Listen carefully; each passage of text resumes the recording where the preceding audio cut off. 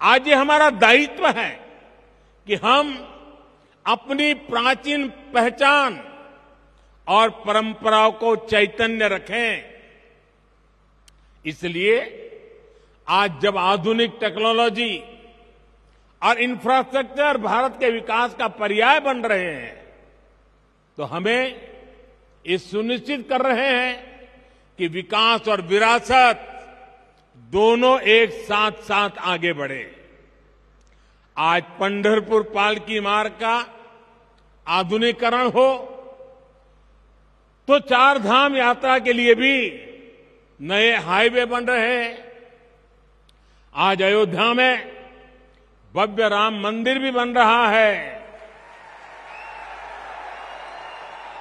काशी विश्वनाथ धाम परिसर भी अपने नए स्वरूप में उपस्थित है और सोमनाथ जी में भी विकास के बड़े काम किए गए हैं।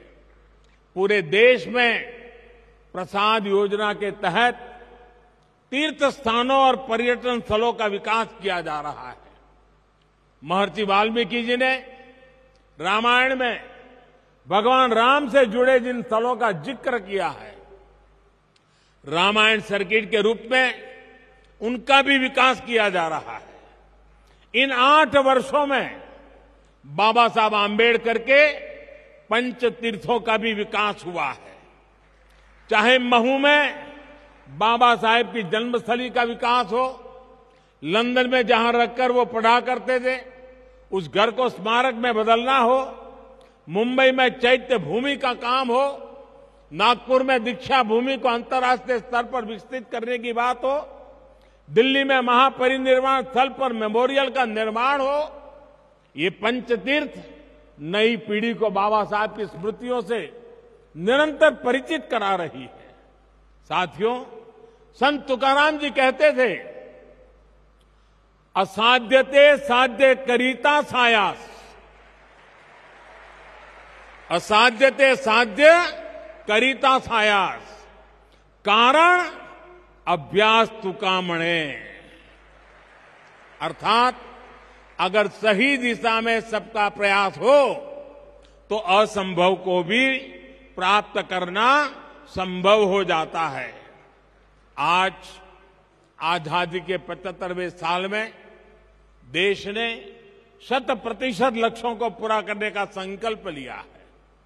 देश गरीबों के लिए जो योजनाएं चला रहा है, उन्हें बिजली, पानी, मकान और इलाज जैसी जीवन की जीने की मौलिक जरूरतों से जोड़ रहा है। हम उन्हें 100% लोगों तक पहुंचाना है। इसी तरह देश ने पर्यावरण, जल संरक्षण और नदियों को बचाने जैसे अभियान शुरू किए हैं। हमने स्वस्थ भारत का संकल्प लिया है। हमें इन संकल्पों को भी 100% पूरा करना है। इसके लिए सबके प्रयास की, सबकी भागीदारी की जरूरत है। हम सभी देश सेवा के इन दायित्वों को अपने आध्यात्मिक संकल्पों का हिस्सा बनाएंगे तो देश का उतना ही लाभ होगा। हम प्लास्टिक मुक्ति का संकल्प लेंगे, अपने आसपास झीलों, तालाबों को साफ रखने का संकल्प लेंगे तो पर्यावरण की रक्षा होगी। अमृत महोत्सव में देश ने हर जिले में 75 अमृत सरोवर बनाने का भी संकल्प लिया है। इन अमृत सरोवरों को आप सभी संतों का आशीर्वाद मिल जाए, उनके निर्माण में आपका सहयोग मिल जाए तो इस कार्य की गति और बढ़ जाएगी।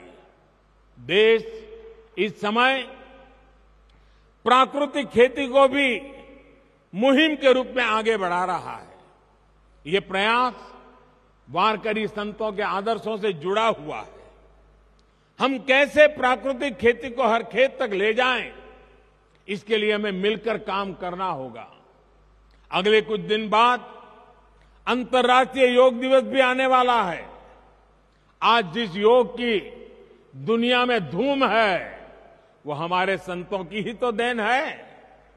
मुझे विश्वास है आप सब योग दिवस को पूरे उत्साह से मनाएंगे और देश के प्रति इन कर्तव्यों का पालन करते हुए नए भारत के सपनों को पूरा करेंगे। इसी भाव के साथ मैं मेरी वाणी को विराम देता हूं।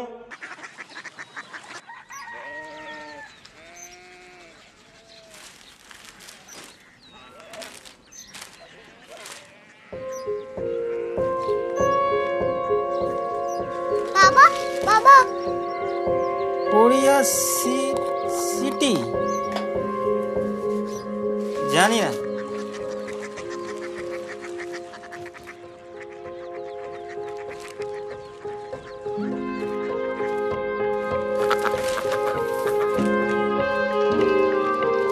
Korea city?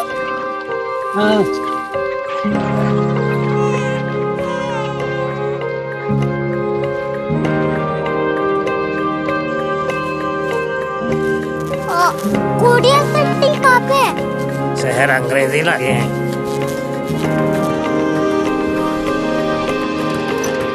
Korea city.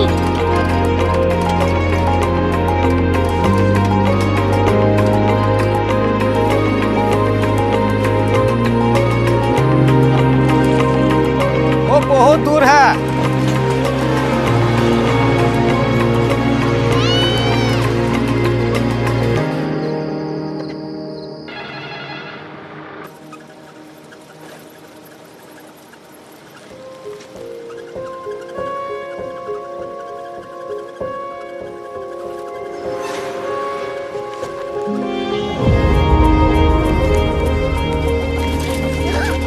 Korea city?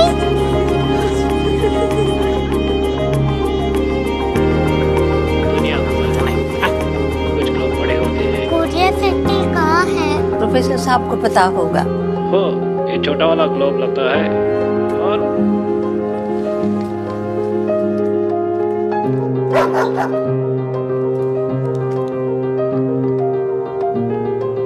पता नहीं, मेरी बेटी से जाके मिल लो, शायद उसे मालूम हो।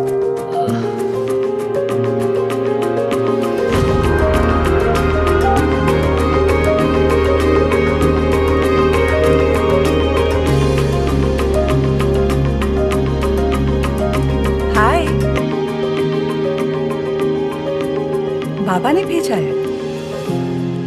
Come here. Korea city. Korea city नहीं, क्यूरियोसिटी। वो क्या? That's what brought you here? जो तुम्हें यहाँ तक ले आया। क्यूरियोसिटी।